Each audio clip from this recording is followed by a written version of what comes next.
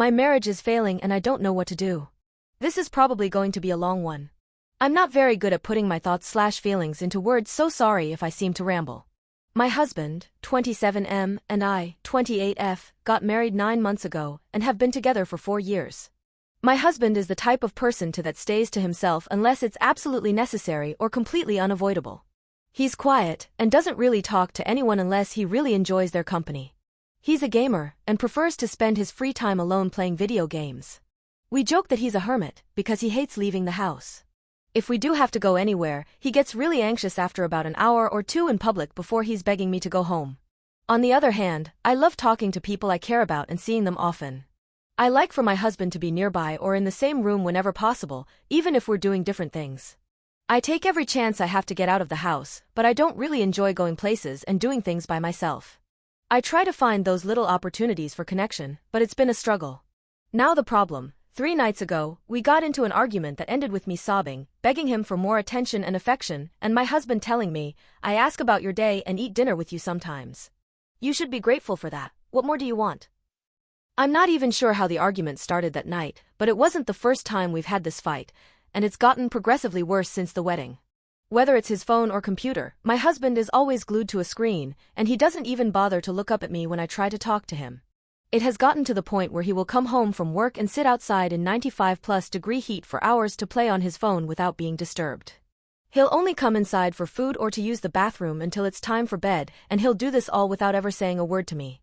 I've told him I was lonely, and that I missed his company. I've asked if he lost interest in spending time with me. In the past, we tried to find solutions. Sometimes we'd follow through, and sometimes we didn't. Lately his response is always, "I'm a boring person, and I'm just really tired from the heat. It's summertime, we live in the southern US and he works construction."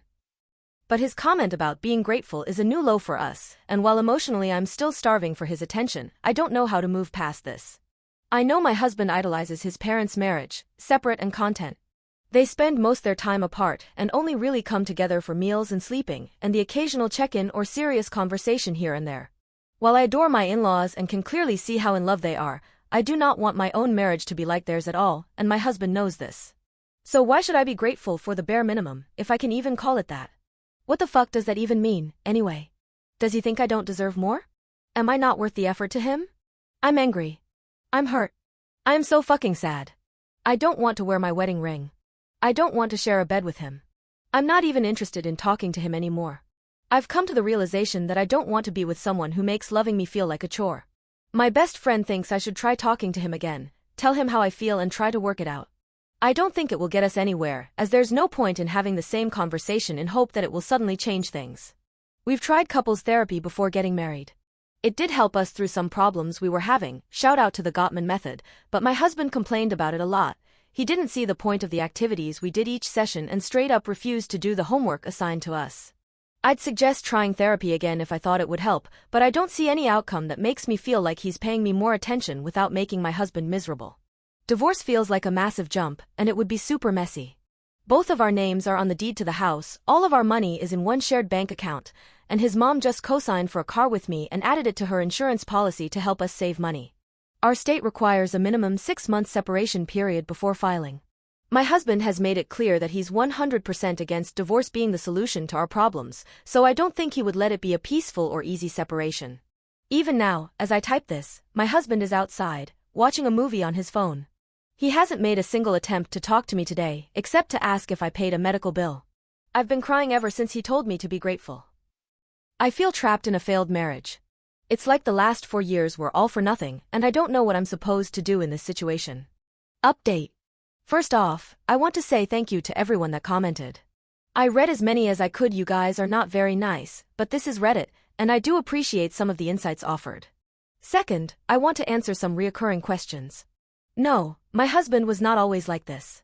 I knew he was an introvert because we were friends for 2 years before we started dating. I fell in love with all his little personality quirks, and we've had long discussions about both of our expectations long before the idea of marriage was ever on the table. I never wanted to fix him, nor did I ever expect him to change himself for me. However, I don't expect the internet to understand the intricacies of a relationship between two individuals based off one post. In the beginning of our relationship, I gave him his space when he needed it, but he would always return the affection that I needed from him. This avoidant behavior began right before we got married, more on this later.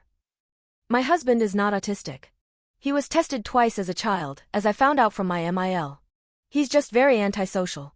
Together, we have a very small and close-knit group of friends that he really enjoys being around. Outside of those chosen few, he doesn't like people. However, we both have untreated yet high-functioning ADHD. It was my husband's idea to do couples therapy before getting married. At the time, there was nothing wrong in our relationship. Simply put, we both saw the benefits that premarital counseling could have for us in the long run: how to effectively communicate emotions, how to properly resolve arguments, sharing household responsibilities, and keeping our marriage interesting 5, 10, 50 years down the road. My husband complained because most of the activities we did were at least 20 years old and felt outdated, i.e. taking messages from the landline voicemail. Who the fuck still uses a landline? That being said, we still learned some great tools that we have been able to implement in our marriage, and they work really well for us, so we stopped therapy once we felt we no longer needed a mediator. Finally, the update. Buckle up, y'all, this is about to be a long one. Sunday night, I decided I was going to leave.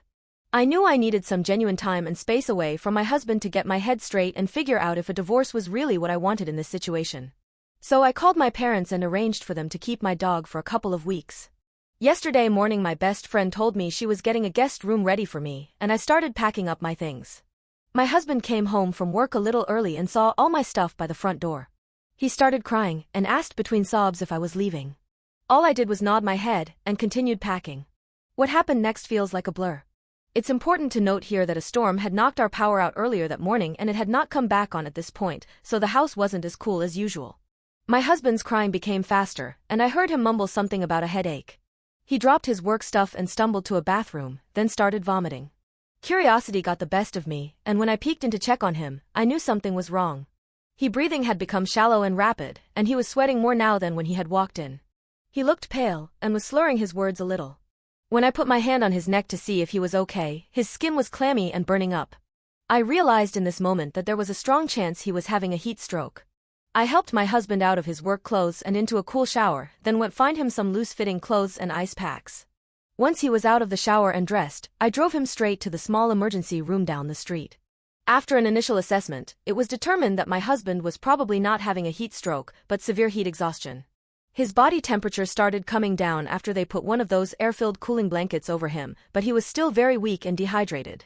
The doctor decided to keep him for observation while doing a few rounds of 4 fluids, and we were able to come home in the middle of the night after a bunch of different tests were done to make sure there was no damage to my husband's organs. While we waited, we had a lot of time to talk without any distractions. There was a lot of crying from both of us, but we finally got to the bottom of things. I won't bore you all with the details, but 2023 was not a good year for me. It started when my husband's truck flipped after getting hit by a drunk driver. We were wearing our seatbelts and managed to walk away with only some aches and bruises, but I developed PTSD and began having panic attacks while driving. I was under a ton of stress from planning our wedding, which caused high blood pressure and horrible migraines.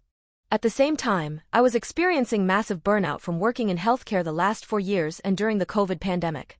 I was diagnosed with manic bipolar disorder and was coping with an infertility diagnosis all within 6 months. My mental health was tanking, and I honestly just needed a little extra emotional support. This is around the time the arguments for more attention began. My husband and I eventually sat down to figure out a solution to my worsening mental state, and we both agreed that I could benefit from taking some extended time away from work, seeing as my symptoms were made worse by stress. My husband was happy to let me play housewife for as long as I needed while he provided for us, but I got bored easily staying home all day. I made the decision to quit my job last Christmas and took a higher-paying, part-time job after the start of the new year. Even though my mental health was getting better, the arguments over attention started to get worse. My husband started to withdraw a bit, and what started as "give me 15 minutes to finish this game, then we can watch a movie or go grab food," turned into "go ask a friend to hang out or pick up some extra shifts at work if you don't want to stay home." I did those things, and even started reading more, and finally got around to decorating our house. It was clear he wanted his space, so I kept busy. I tried to find things to do together that he might enjoy, so we've planned 4 vacations over the next year for us to look forward to, our first trip being just 2 months away. I still felt lonely and continued to ask for affection, but it only made him withdraw more, and as summer started, his reason was being too tired from the heat. Now we've had a lot going on in our lives over the last month or so. I made the decision to start working full-time again, and I was a little nervous about it, which probably prompted me to bring up the need for more attention. My original post was less about his behavior as a whole and more specific to his comment about being grateful. This comment was completely out of character for my husband and caught me off guard. In the moment, my feelings were hurt, and I truly believed he meant what he said, that I should be grateful for bare minimum treatment. It made me question our entire relationship, and whether or not this marriage would work if that's how he truly felt. Needless to say, the heat really was messing with his head. When I asked my husband why he thinks I should be grateful for how he's been treating me and our marriage, he doesn't remember saying that or even having the argument in the first place. The entire weekend, he knew I was upset with him, but he couldn't figure out why, so he kept his distance until he felt like I had calmed down enough to talk about it. Coming home and seeing me ready to leave was his tipping point. Turns out, my husband has been severely depressed since switching crews at work. His last superintendent dropped the ball on his promotion before sending him to work overnights on a chemical refinery turnaround. When that job finished, my husband got placed with a superintendent that openly does not like him and has a known, documented, history of treating my husband badly due to the color of his skin, or lack thereof. Over the last few weeks, this superintendent has been giving my husband a really hard time and is now refusing to sign the company endorsement paperwork for him to begin operator school. My husband has been keeping this all balled up inside, letting it eat away at him, because he was too worried the stress of the situation would flare up my symptoms and trigger a manic episode. That's why he had been isolating himself so much, and paired with the heat, he had completely checked out mentally because he was trying to protect me. I'm sorry to disappoint so many of you, but I love my husband and have decided to stick by his side as we work through this together. My husband has agreed to set timers in order to limit his screen time. We are going to try therapy again, both together and individually, to work on communicating better and dealing with stress. Right now he is still resting from the heat exhaustion, and hopefully he'll be better by this weekend. Thank you all again for your advice, even though I won't be taking it.